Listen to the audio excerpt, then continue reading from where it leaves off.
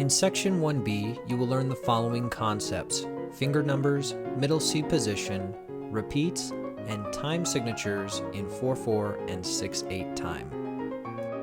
First, let's talk about finger numbers. In piano, your fingers are numbered 1 through 5, starting with the thumb.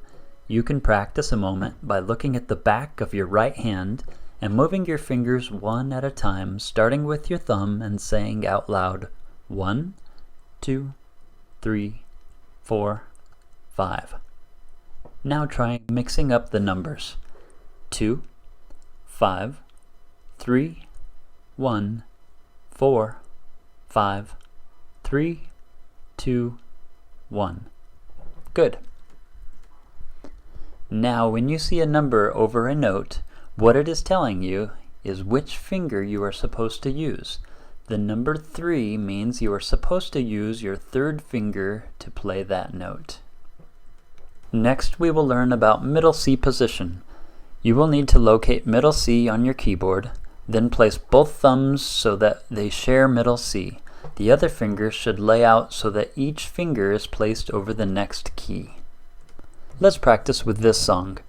Remember that the notes in the bass clef are typically played with the left hand, while the notes in the treble clef are typically played with the right hand. This first section is written in the bass clef, and so you should get your left hand ready to play first.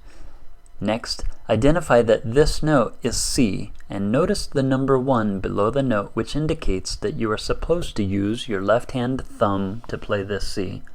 Go ahead and play the 6 C's with your thumb.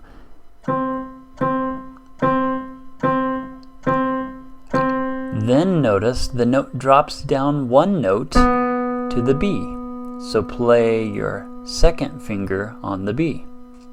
Notice the next section is in the treble clef, which means you will play this section with the right hand. Next, identify the first note in this section as an E, and notice the number 3 above the note, indicating to play this E with the right hand third finger, which is your middle finger.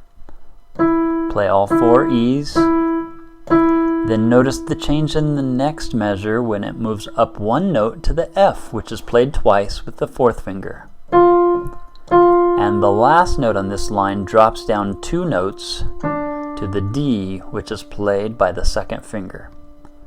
The next line will be easier. Notice it goes back to the left hand C, played with the thumb 6 times.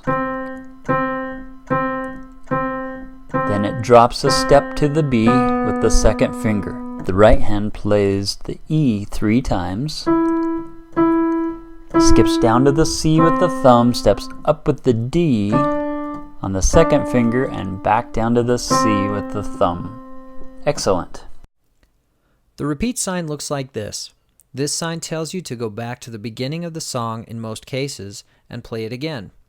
Sometimes repeat signs will only tell you to repeat part of a song, but we won't get into that now. In this song, we see a repeat sign at the end of the song. This tells you to return to the beginning and play the music one more time. Let's play through this one to see. 1, 2, set, go.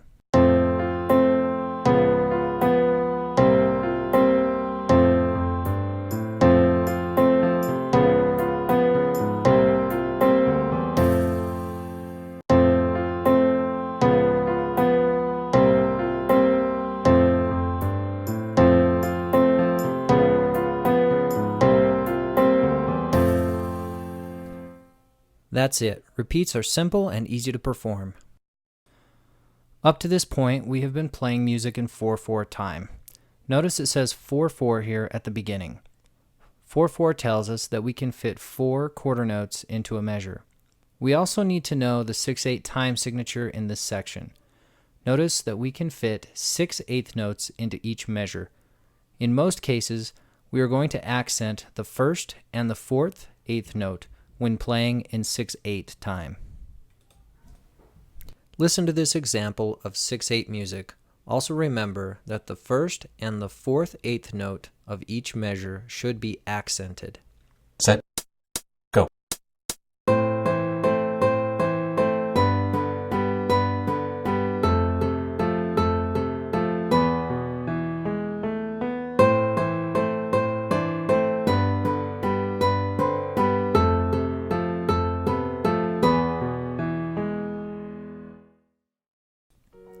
This concludes the lesson for level 1B. Have fun!